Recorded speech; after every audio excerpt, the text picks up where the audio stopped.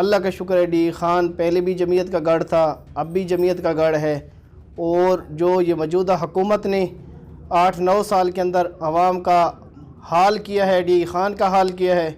D Khan میں light نہیں ہے، ڈی خان میں گیس نہیں ہے، ڈی خان میں روزگار کا مسئلہ ہے، مہنگائی کا مسئلہ ہے۔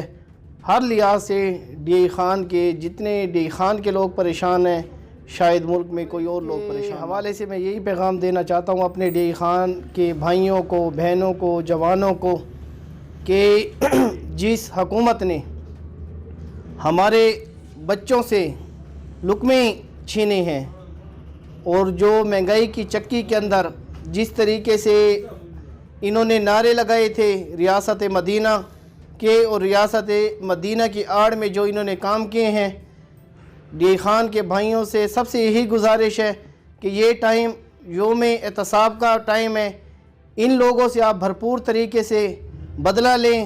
ان کی ایک بات بھی آج تک سچ ثابت نہیں ہوئی۔ ڈی خان کے حوالے سے جو کام ہوئے ہیں وہ پورے ڈی خان کے لوگ دیکھ لیں۔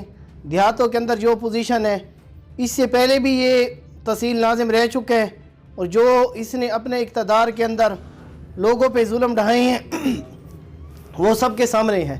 تو لہٰذا میرے ڈی خان کے عوام سے یہی گزارش ہے، جو ایک بندہ وفاقی منسٹر ہو کر بھی کچھ نہیں کر سکتا، ایک صوبائی منسٹر، انہوں نے اپنے بھائی کو کامیاب کرانے کے لیے اسے اسپیشل منسٹر بنایا گیا ہے، اور دوسرا بھائی تحصیل منسٹر۔ کیا ڈی خان کی عوام جو مروسی سیاست کے ٹھیکیدار تھے، مروسی سیاست پہ دن رات تبصرے کرتے تھے، باتیں کرتے تھے، کیا ان کو اپنی پارٹی میں سے کوئی ایسا نمائندہ نہیں ملا جس کو وہ ڈی خان کی عوام کی خدمت کے لیے لے آتے؟ تو ڈی خان کی عوام کو سوچنا چاہیے یہ ایسا کیوں کر رہے ہیں۔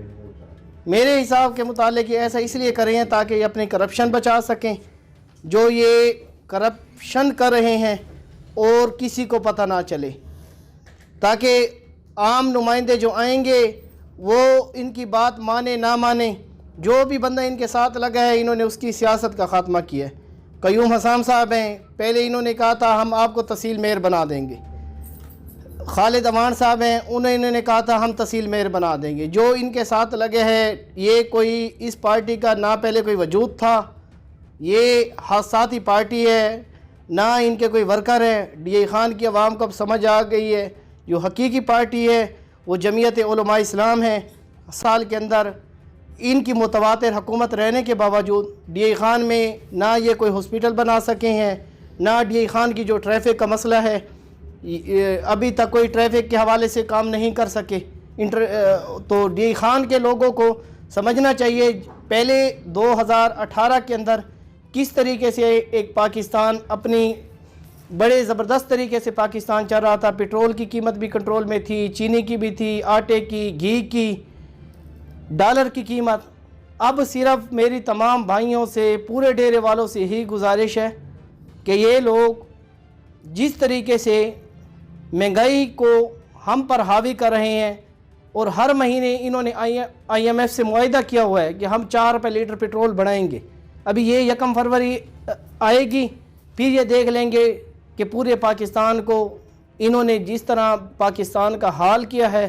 تو خدارا ان نظریے کے لوگوں کو اگر ہم شکست نہیں دیں گے، کل کو ہم گھروں میں بیٹھ کر، دکانوں پہ بیٹھ کر، چوکوں پہ بیٹھ کر بد دعا کے علاوہ ہمارے پاس کوئی آپشن نہیں ہوگا۔ تو 13 فروری کو آپ اپنے قسمت کو تبدیل کرنے کا دن ہے۔ آپ بھرپور طریقے سے ان لوگوں کی دھونس دھمکیوں میں نہ جائیں۔ ان کی بہادری کے چرچے پورے پاکستان کو پتہ ہے، جس طریقے سے یہ بھاگ رہا تھا تو یہ کام کرنے والے نہیں ہیں۔ جو ڈی خان کے حوالے سے جتنے بھی پروجیکٹ جمعیت علماء اسلام کے دور اقتدار کے اندر ہوئے ہیں، میں چیلنج سے کہتا ہوں یہ اپنے پروجیکٹ بھی لے آئیں، اور ہمارے پروجیکٹ بھی عوام فیصلہ کرے، دودھ کا دودھ پانی کا پانی ہو جائے گا۔